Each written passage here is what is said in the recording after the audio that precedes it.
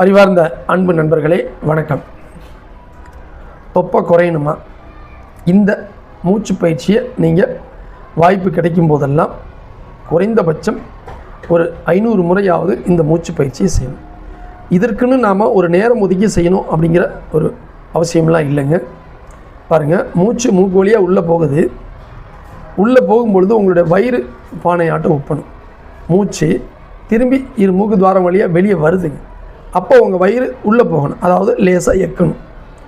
இந்த கான்சியஸில் நீங்கள் மூச்சை நாம் இது போன்ற முறைகளில் மூச்சு பயிற்சி செஞ்சு வந்தோம் அப்படின்னோம்னா கட்டாயம் உங்களுடைய தொப்பை குறையிறத ஒரு 21 நாளில் நீங்கள் உணர முடியும். அதே போல் தொப்பை ரொம்ப ஜாஸ்தியாக இருக்குது அப்படின்னா இந்த மூச்சு பயிற்சியோடு நீங்கள் என்ன பண்ணணும் அப்படின்னு கேட்டிங்கன்னா, பேலன்ஸ் டயட், அதாவது டயட்டில் நாம் கொஞ்சம் கவனமாக இருக்கணும்.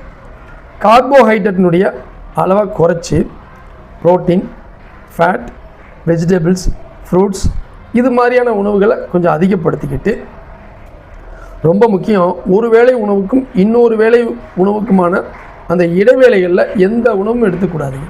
நான் டீ சாப்பிடுவேன், போண்டா சாப்பிடுவேன் அப்படிங்கிற மாதிரி இல்லாமல் தண்ணி மட்டும் குடிச்சிக்கலாங்க. அதே மாதிரி இரவு உணவை ஒரு 5லேருந்து 6க்குள்ளே முடிச்சிருங்க. இதை நீங்கள் செஞ்சு பாருங்கள். அதே போல் சாப்பிடும் பொழுதுங்க, உங்களுடைய சாப்பாட்டை நீங்கள் வாயில் மெல்லுறீங்க. மெல்லும் பொழுது பல்லுக்கு நல்லா வேலை கொடுத்து நல்லா மென்று அதற்கப்புறம் நீங்கள் அதை விழுங்கணும். இப்படி நான் சொன்ன இந்த வழிமுறைகளை பின்பற்றி ஒரு 21 நாள் முயற்சி செய்து பாருங்கள். எந்த மாதிரியான உடற்பயிற்சியும் இல்லாமலே உங்களுடைய வயிறு குறையிறத நீங்கள் உணர முடியும். நன்றி, வணக்கம்.